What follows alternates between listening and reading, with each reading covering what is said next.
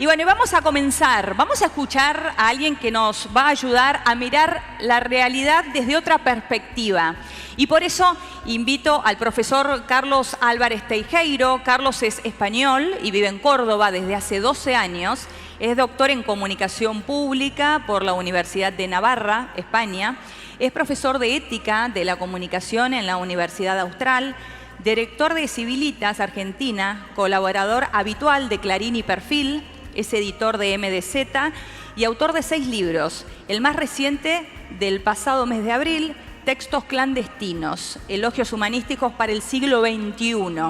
Carlos nos va a hablar sobre nuestros laberintos, la política y el diálogo en un mundo de postverdad.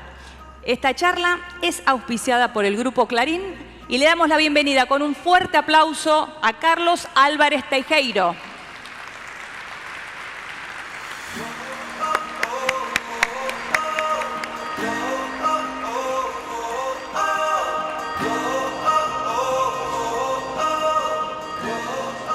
Hola, buenos días. Muchísimas gracias, en primer lugar, a CREA por haberme invitado a participar de este congreso tan maravilloso.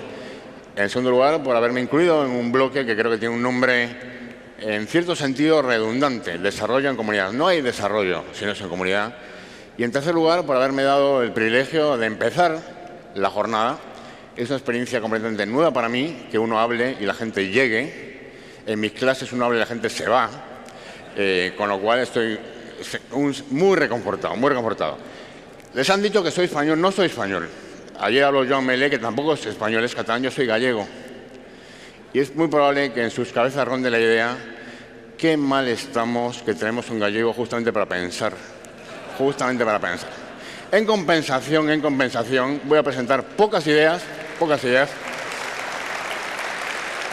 Voy a presentar pocas ideas, pero eso sí, suficientemente confusas. Hay 3 términos que me interesa relacionar: verdad, diálogo y política. A poco que vean ustedes o lean ustedes algún pensador contemporáneo, por poner un ejemplo, el más citado hoy, el filósofo de moda, el filósofo surcoreano afincado en Alemania, Byung-Chul Han, dice: la verdad ha sido derogada, estamos en tiempos de posverdad. Si no hay verdad, no tiene sentido dialogar, estamos en tiempos de posdiálogo. Y si no tiene sentido dialogar, ¿qué sentido puede tener la política? Estamos en tiempos de pospolítica. Yo puedo coincidir con el diagnóstico, pero no coincido con el pronóstico. Mi pronóstico es optimista. Decía Chesterton: un pesimista no es más que un optimista mal informado.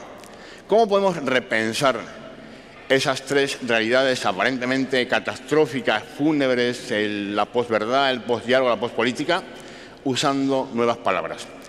Si pensáramos esos 3 conceptos aplicados a Argentina, diríamos: esa es la definición de la grieta. Pero ¿qué ocurriría si en lugar de utilizar el término grieta, utilizáramos otro término? Hay 2 lingüistas estadounidenses llamados George Lakoff y Mark Johnson que dicen que nuestra manera de vincularnos con la realidad depende en gran medida de las palabras con las que nos referimos a ella. ¿Y si en lugar de grieta hablásemos de laberinto? Si en lugar de esa escena que vemos en todas las películas, alguien va caminando sobre el hielo, se resquebraja, cuanto más se mueve, peor es. Si alguien quiere auxiliarlo, será peor todavía. Es todo lo contrario de un laberinto. En un laberinto, en primer lugar, hay salida. Tal vez no la conozcamos, pero hay salida. No es una cárcel, es un laberinto. Y cuantas más personas ayuden a buscar la salida del laberinto, más posibilidades hay de que esa salida se encuentre. Uno de sus mejores escritores, Leopoldo Marechal, que no tiene, creo yo, el reconocimiento que debiera, su Adán Buenos Aires me parece a mí que es más poderoso todavía que el Ulises de Joyce, dice: de los laberintos se sale por arriba. ¿Cuál es el arriba de este laberinto del que podemos salir? Creo que ese arriba depende básicamente de pensar con nuevos conceptos y de ese modo poder ver la realidad de otro modo. Desde Maquiavelo hasta ahora nos han dicho que la política es el arte de lo posible. ¿Qué es hacer política? Es pensar posibilidades.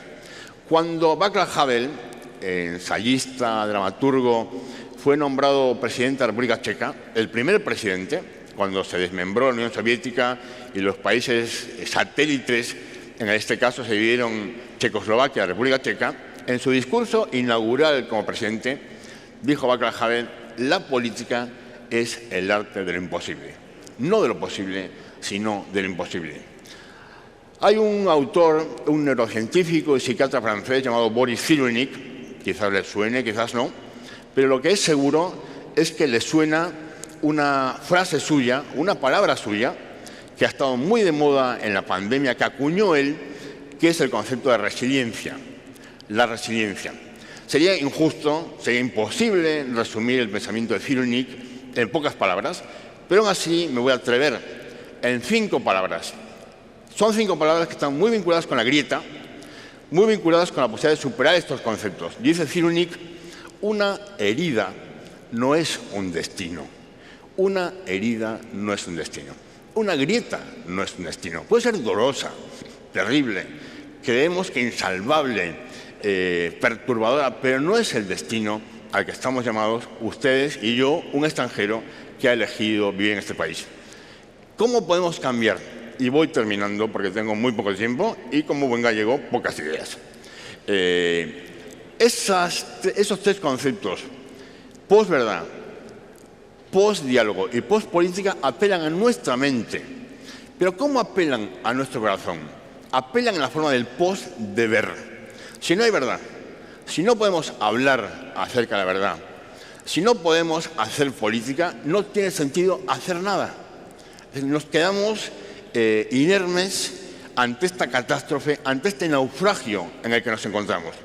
Y, de nuevo, repensando la realidad, que es como he sido presentado, diré unas palabras finales sobre el naufragio. Es muy común escuchar el diagnóstico de que nos dirigimos al naufragio, a la catástrofe, al cataclismo, y que no se puede hacer nada con respecto a eso.